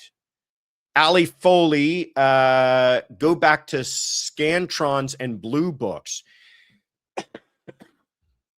There were people, again, because I'm so ancient, there were people who were still handwriting the bar exam when I took it. There was a whole section of folks who were doing it pen to paper, writing out their bar exams. God bless to those folks. Nightbot, Josh is 19% juice. Sounds about right. I'm actually more juice than that. Yeah. How are we doing? Is it time for a juice check? Kaylin's 56% juice. That's unacceptable. Cursed Diamond, 62%. Come on. Let's get Nightbot. Nightbot gets its own juice. 3 Doxies, 1 Prince, 30%. None of this. Here we go. Shy Gal, 73%. There we go. Chicago Marie gets a passing grade at 88% juiced. What's going on this morning? Becky B, 0%? That's not even showing up. That's Nightbot. You got a beef with Nightbot, I think, at this point, Becky B. All right, let's see if we can't turn those numbers around. 65% beard. Fair enough. I'll take it. All right. Where are we off to here? This should get you juiced. Happy Sunday Funday. Joshua, Tiffany, our wonderful Miss Kaylin, our fabulous mod, CC family and guests, Alicia K. Mayo, Humboldt, Tennessee. All right, Joshua, after this week in court, I think we need a case that's a little bit lighter in the details. So, Hernan Villarreal Lux, Framingham, Massachusetts, has been charged with 3 counts of harassment. I can't give you all the details in a few moments, but he dresses as a mime. He's been harassing women at a state park. And there on at least one occasion, there was an instance where he stripped down to his underbreeches. There was cooking oil and exercise involved. And he fell out kind of in his court hearing, and he was ordered a mental health evaluation, but I have no idea what happened after that. So if you could update us a bit, Joshua, that would be great. But for the love of all things deep fried and covered in gravy, this is kind of weird. Now, everybody, hit that like button, subscribe. Both of those are free because everything Courtroom Confidential is fantabulous. Hope everybody has a great Sunday Funday. Thanks. Bye. For the love of all things deep fried and covered in gravy, AKM from Humboldt, Tennessee. I don't know how you find him, Alicia K. Mayo, but you find him. Yeah, this is one for the books. Hernan Villagran Lux out in Framingham, Massachusetts. No, pardon me, Framingham, Massachusetts. Knowing that it's Massachusetts, I'm probably pronouncing that all wrong. It's probably Framingham, Massachusetts. This took place just earlier last month. We're already in August, July 20th. There he is. Can we make that picture just a little bit bigger? Because I want you guys to behold the splendor that is this man. They said he's walking around in a mime outfit. To me, that looks much more like a magician's outfit, or perhaps like a vaudeville villain. But he's got a cane and a black bag. He's walking around the park. Initially, reports were that he was staring, smiling at people, in which they described it as being terrifying. I think he's terrifying just walking down the street dressed like that. Anybody who's... Oh, geez. We got a better picture of him. Oh, that is terrifying. Oh, I'm scared. Now, great. Nightmare fuel for this evening. Good grief. Young guy, by the way. Oh, I didn't put down his age, but I remember, I think he's in his 20s. Any person with a top hat falls into my red flag suspicion column, I think. 29 years old. Yeah, go ahead. If we've got that other picture, Kaylin, I think we're all ready for it. We've been warmed up enough. There he is in all his splendor. Well, you know, he got hot. He got hot walking around in the top hat and cape. So he stripped down to his underwear. The reports were that he slathered cooking oil all over his body. I don't know if there's any other way to do it, but to slather it. And then began working out. Here's my question. Why are we bothering this poor guy? This poor magician slash mime slash villain just wanted to go get a workout done and get a little sunshine along the way. Well, he starts these calisthenics apparently right in front of everybody. And they decided that they, oh yeah, show that too. Whatever you got, Kaylin. And they decided to bring him into court. He had the vapors when he got to court. The guy's not well. God, he looks entirely different there. Go back to the nightmare fuel one for a second. I just want all of us to be haunted by this image again. I think he looks sharp. Obviously, he's wearing a little bit of makeup, right? Because that does not look like the same individual in court. You know what? He put on a suit. He got all dressed up, and we're going to oppress this poor guy. And then he decided to do a little working out covered in cooking oil. What is this not America anymore? He was ordered to get a mental health evaluation. I do not know the results of that, AKM. If I'm going to actually assign you to keep on top of this case and let us know how poor Hernan looks, where things ended up for him. Is that a translator things? Maybe that's part of it too. I don't know why else you'd be wearing those headphones. Should we get one more shot of him in his underoos before we go on, before we move on? Kaylin's nodding yes. Looks like a superhero. There we go. You know what? He's a crime fighter.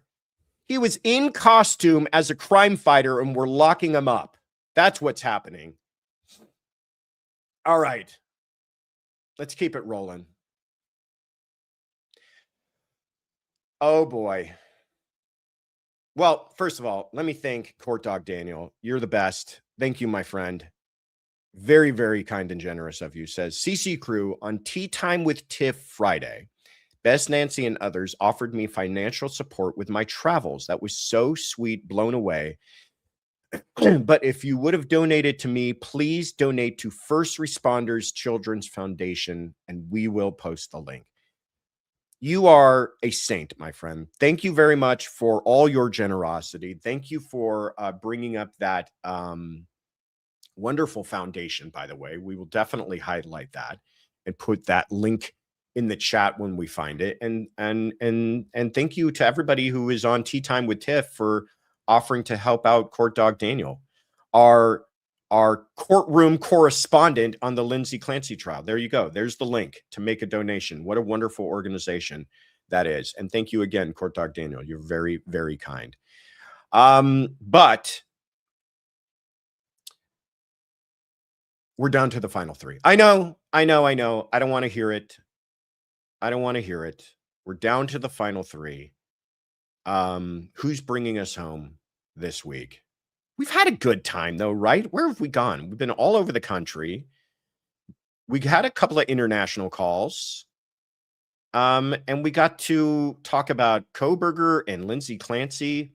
And if your day wasn't made, then you got to see Hernan in his top hat and underoos. So, you know, I can't think of a better Sunday. Oops. Here we go. Hold on. What am I doing?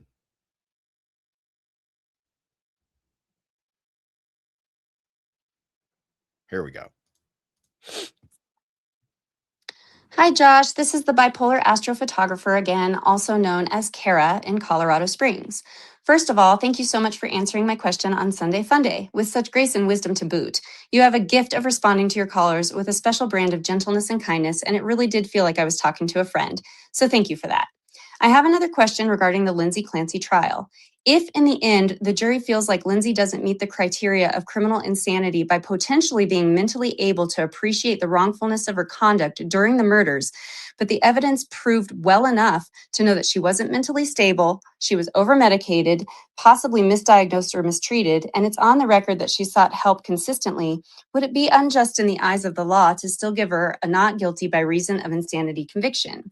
The way I see it so far is this.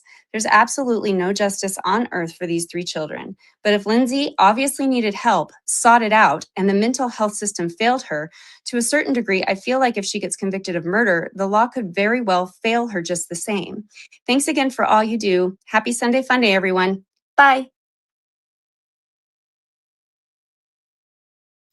Kara, thank you so much. Colorado Springs, Colorado. Let's put you on the map. This is a great question. Kara does, I think, a wonderful job of encapsulating why many are struggling with this case. This is a real tough one. It's tough on the jurors and it's tough on all of us. And I think a lot of us struggle with what is the right thing here. Nobody's here's the real doozy about this one. This isn't a whodunit.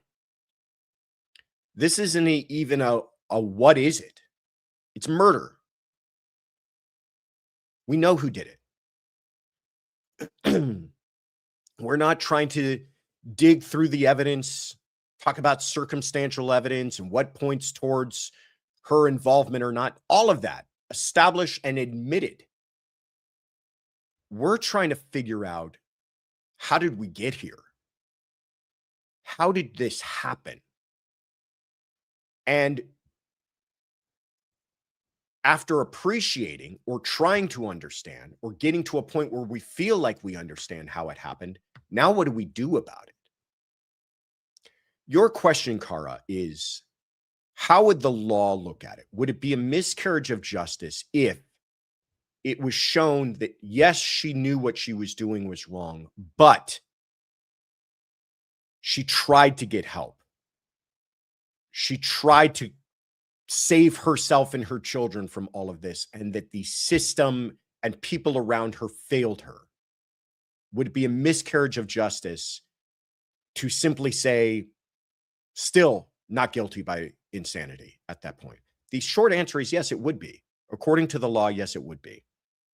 Here's how I've tried to reconcile all of this in my head.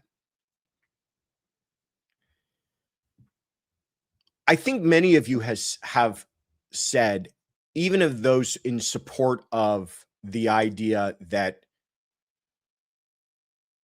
listen, first of all, I'll acknowledge that many people feel that what she did is too horrific to look past under any circumstance. And I understand that.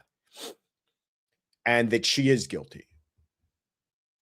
Many people look at this as well and go, well, listen, I think what she did is horrific, but to Kara's point, nothing's going to bring those kids back.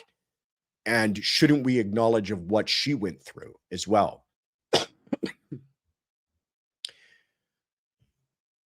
But I think even those people who are, and I'm not trying to categorize that as being in support of Lindsay, but even those people who are empathetic to her circumstance, I don't think anybody says, I want to see her walking out on the street again.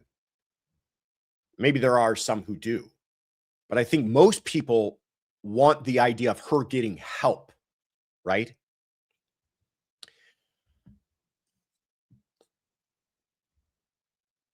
One thing I would like to highlight is that even if she is convicted and goes to prison, that doesn't mean she won't get help. She will get help in prison. She will receive mental health services in prison. Absolutely. She won't be in a hospital, in a mental health institution, but she'll be in the prison mental health institution. She'll be receiving psychiatric care and medication in prison. The only difference in her lives is where the bed is that she's going to sleep on at night. Will it be inside of a mental health lockdown facility? By the way, she goes off to a hospital, that's locked down too. It's not like she's free to leave there. So it's which confined environment is she going to be in? Are we going to call that building a prison, or are we going to call that building a hospital? This is not a death penalty case. This is not a case where if she goes off to prison, her mental health issues will be ignored and not treated.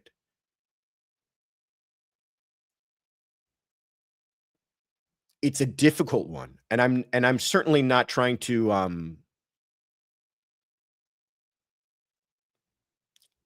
though it may sound like it, I'm not even really trying to advocate or convince anyone of either side.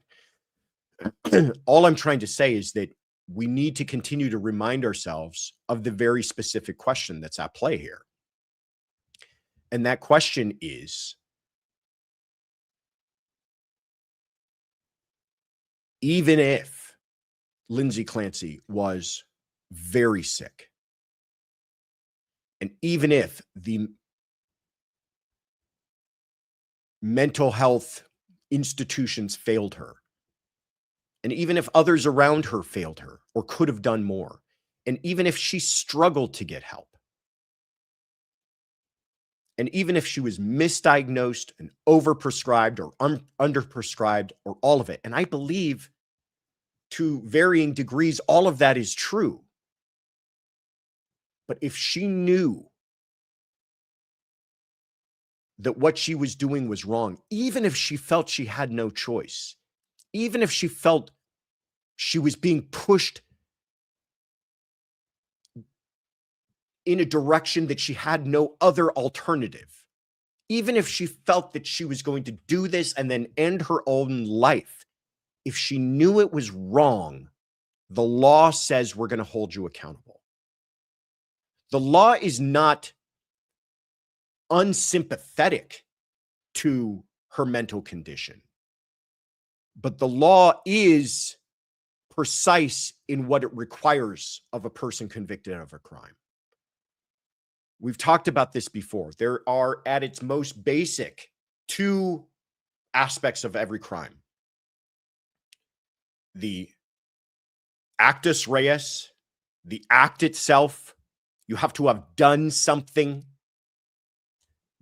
And the mens rea. What were you thinking? And the mens rea becomes far more important in many cases. What were you thinking at that time? You killed someone, but was it an accident? Were you intoxicated? Were you just being reckless? Or did you think about it? Did you plan it? Did you premeditate upon it? Did you lie in wait before you did it? Did you did it because you wanted financial gain? Did you do it because you wanted to silence a witness?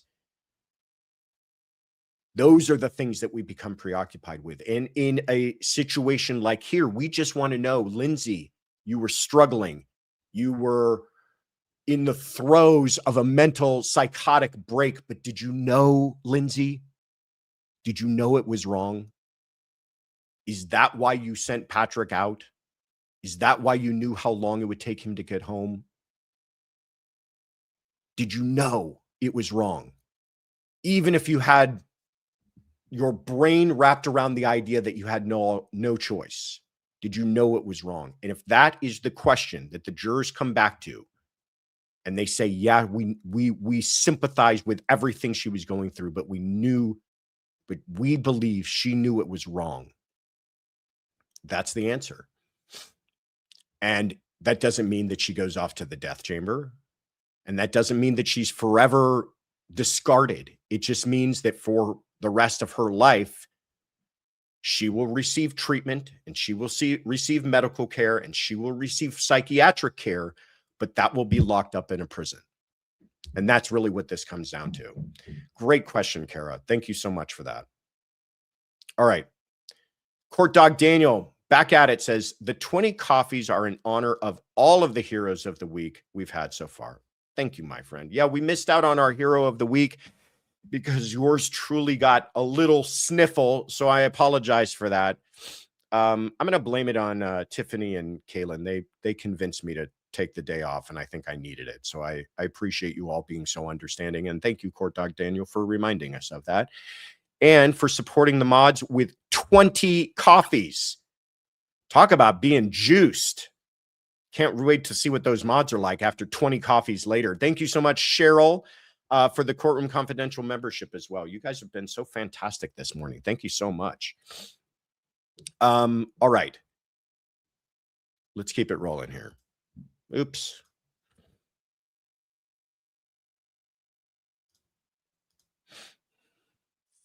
Hey, Josh, Tiff, Kaylin, Mods, and CC Crew. This is Allie Foley calling from a very steamy Norman, Oklahoma.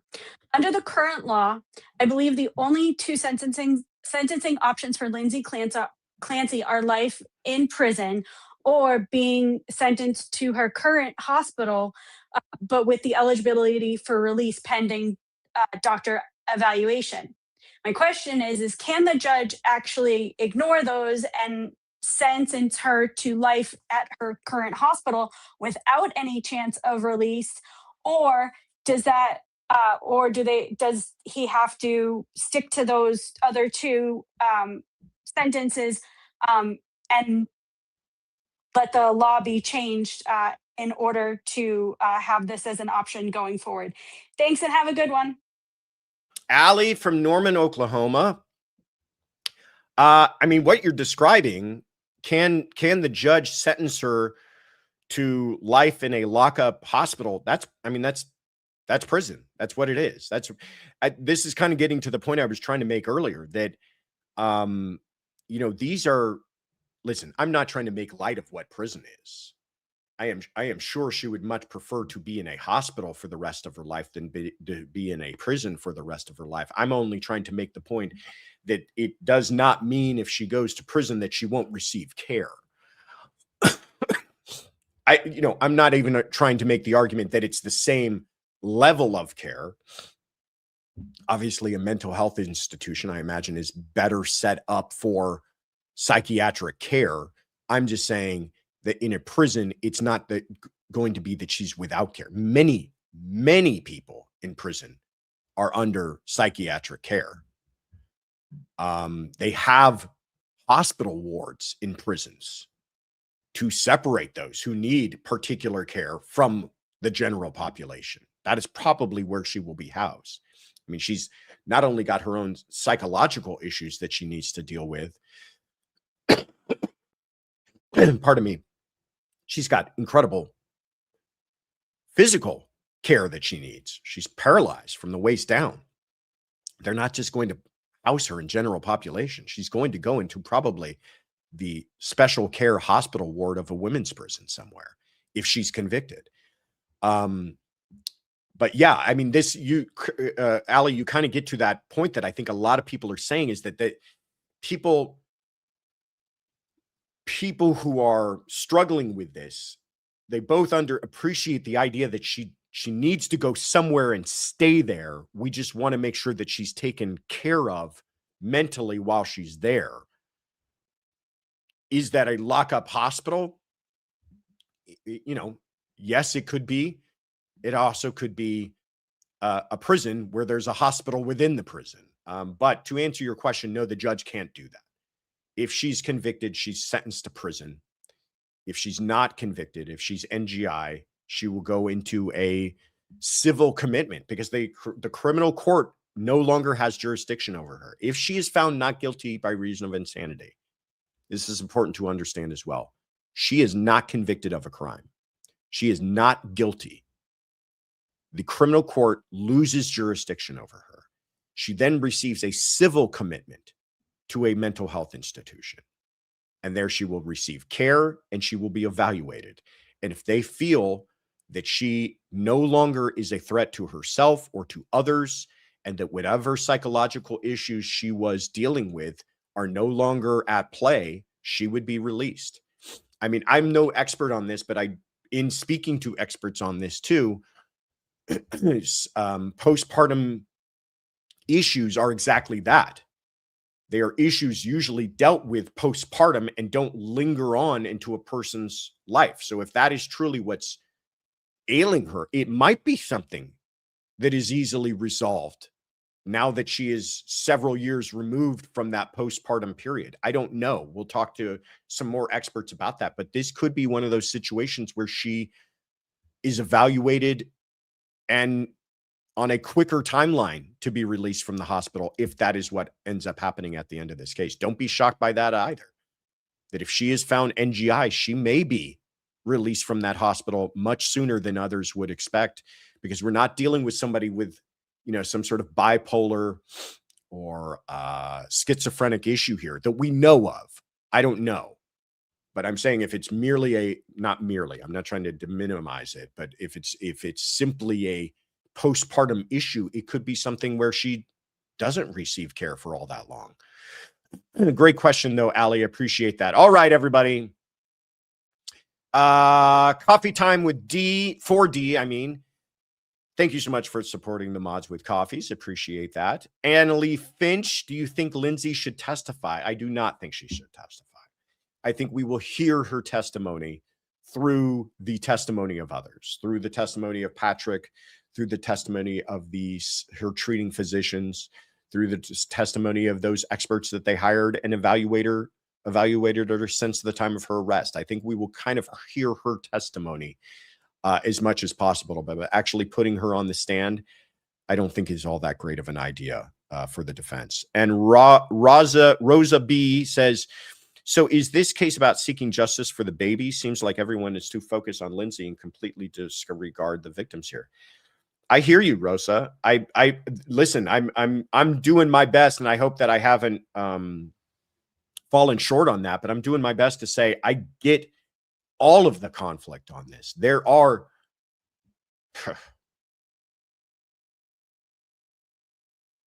three beautiful children who didn't even live long enough a life to know anything different, but the person they trusted more in the entire world was their own mother. And to even try to imagine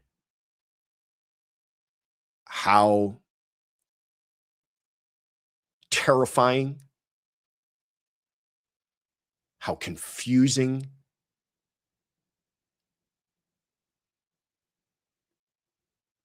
those final breaths of their life were. They were scared and they had no one to turn to but their own mother, who should have been protecting them. And that is the person tying an exercise band around their necks.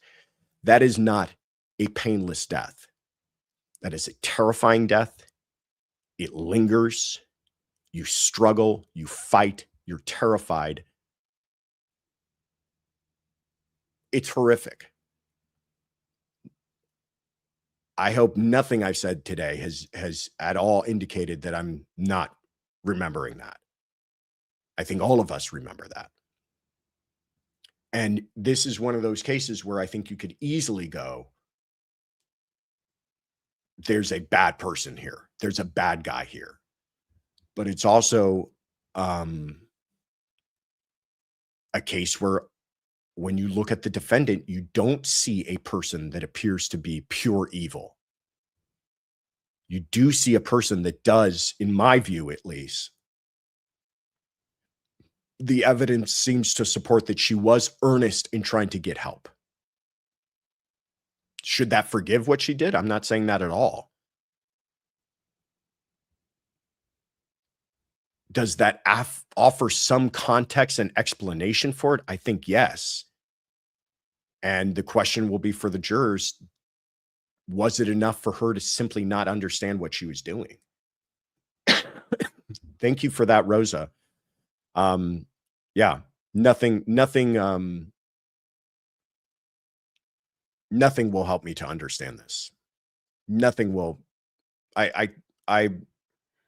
Again, Tiffany and I take mental breaks from this case because it becomes overwhelming when you really start to think about it.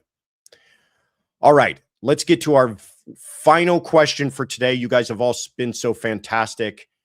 Who is bringing us home today?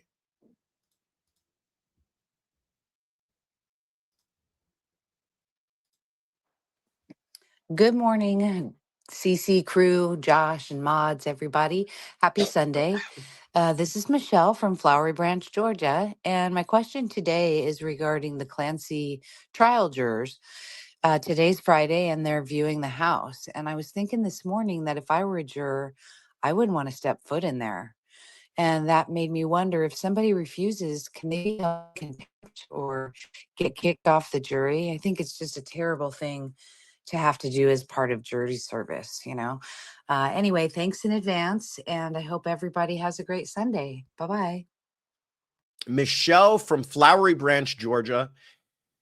let's put you on the map. Thank you so much, Michelle, for calling in. Great question, too. So they did go out to the home. They drove by the CVS. They drove by the restaurant, but they did actually go to the home and go inside the home. And yeah, I imagine that was a little unworldly for them, and perhaps a little creepy, and perhaps a little disturbing. And so Michelle says, well, what if they didn't even want to, what if they don't want to go? What if they don't want to put themselves through that? Would they be held in contempt? I don't know about contempt, but I know the judge would tell them they have to. And if they simply refuse to, I imagine they would be dismissed from the jury. Would that lead to contempt charges? It could. Why is this so important? Because it's the evidence. It would be like a juror closing their eyes every time a photo was put up. It would be like a juror plugging their ears every time the 911 call was played. It would be like a juror, falling asleep while a testimony is taking place. Your job is to view the evidence, whether you like it or not. And part of the evidence here happened to be presented in the form of the actual physical location. Now, does that mean, what if a juror just walked inside the door and refused to participate any further? I think it would still lead to those problems. Doesn't mean that those jurors had to,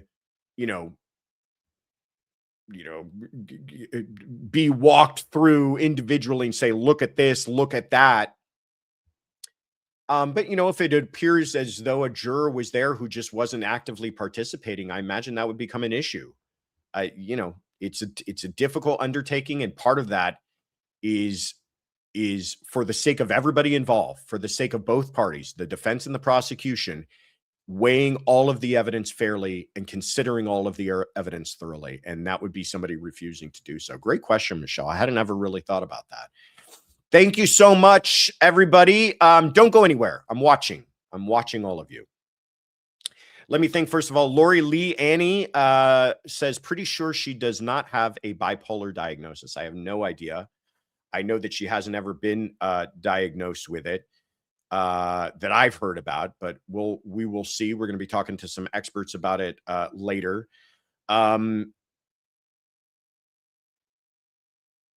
Okay. I don't know that, but okay. Heather Cooper Smith, thank you so much for the super sticker. Very kind of you. And Ali Foley again says, I've done a crime scene walkthrough before as a juror. Think of it as an illustration of the testimony so far. It's very important and helpful. I think they're fantastic. I think where they are necessary is very important. When I was a prosecutor, I would always go to the crime scene. It's so important to be there. You don't know how the scene will play a role sometimes. So where possible, it's just a matter of, usually resources and logistics, why they don't do it in most cases. But thank you for that, L.A. Foley, for sharing that with us. All right, let me do some quick announcements and then get you all out of here. First of all, let me tell you about the best website you're going to find on the internet. Does that sound like a ridiculous statement to make? Yes, it does, but I think it's true. Here's why. If you go to thecourtroomconfidential.com, you will find a place to leave us a voice message. Why would you want to do that? Well, you've been listening to all the voice messages this morning and you think those were great, but I've got a better one. Let me ask a question. Go to thecourtroomconfidential.com and leave us a message, and I will do my best to answer them on the next Sunday Funday. 2, membership. Thank you so much for all the memberships, especially Court Dog Daniel. You were so fantastic today. Appreciate all your support. If you were not one of those lucky few who received a membership and you still want to join, you can go to thecourtroomconfidential.com and click on Become a Member and join the crew, which includes the hottest new show on YouTube, but it's a members only exclusive from Courtroom Confidential. That is Tea Time with Tiff every Thursday. Apparently now doing investigative reporting as well. This show gets better and better. I got to start tuning in, apparently. Tea Time with Tiff every Thursday is a members-only exclusive from Courtroom Confidential. Please join our membership. We would love to have you. And then finally, merch. If you click on the shop, we've got you covered. What do we got? You ready for this, Kaylin? Rapid fire. We've got a huge summer merch launch. It's the Not My Fault Summer from Courtroom Confidential. We've got flip-flops. We've got PJ pants. We've got T-shirts. We've got more T-shirts. One of my favorites, by the way. We've got koozies. We've got tote bags. We've got beach towels. Not My Fault beach towels. Not My Fault slides.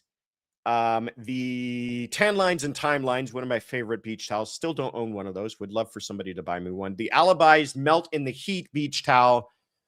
We've got you covered from thecourtroomconfidential.com, including our bumper magnet in case you get into a little fender bender. Sorry for the cough, everybody. What did you miss? Well, on Wednesday, we had our, no, wait a minute. It was on Tuesday this last week, but it was our Wednesday night live show. We had Dr. Patrice Berry on to talk about the Lindsay Clancy case. If you have not watched this, do yourselves a favor. This was so interesting to me and so educational. Dr. Berry really talked us through a lot of the psychological dynamics at play in this case. And that's what this case is all about. Including the idea, and I'm just going to kind of tease you on this, as to why she was not shocked to hear from Patrick describe Lindsay as having a very good day on the day that the murders actually took place. Very fascinating conversation. Check it out. It's up on our channel now. Then over on Fox Nation, we had our weekly rap sheet. We were all in studio together, so it was a really fun conversation. We talked about the Clancy case and the latest in the Kohberger case. And we had some breaking news happen while we were live on the Nancy Guthrie case. So please check it out on Fox Nation right now. Stay tuned. All next week, we will be live streaming the Lindsay Clancy trial on our sister channel, Courtroom Confidential Live Trials. If you're a member over here, please make sure that you subscribe over there as well so that you can follow and watch this trial along with your CC crew members. It will be going live tomorrow at 6 a.m. Pacific, 9 a.m. Eastern, and every day we will be covering it. Also tomorrow, we will have our Monday night special back here on the channel at 5 p.m. Pacific, 8 p.m. Eastern. Our special guest is going to be Dr. Joseph Witt-Doring. He is a psychiatrist, correct? He's a mental health doctor, a psychiatrist, board certified psychiatrist who's been really leaning into and educating all of us about the Corey Richins case. So I'm fascinated to hear from him as well, his thoughts on this case, especially when it becomes about the medications that she was on. So that is live tomorrow. Please don't miss that one. Tomorrow at 5 p.m. Pacific, 8 p.m. Eastern. And then we'll be back here on Wednesday at the same time, 5 p.m. Pacific, 8 p.m. Eastern. And we're still working on having some fantastic guests for you that evening as well. All right. Let me thank you all so much for being here. You're all fantastic. To Afton, Sonia, Kathy, Therapist, Bess, Nancy, and Becky B, the most tremendous mod squad on the internet. Appreciate you all. Kaylin, thank you so much for everything. You're fantastic. And Tiffany, you are, as always, the best thing that ever happened to me. We will see you all here tomorrow night. Take care, everybody. Bye-bye.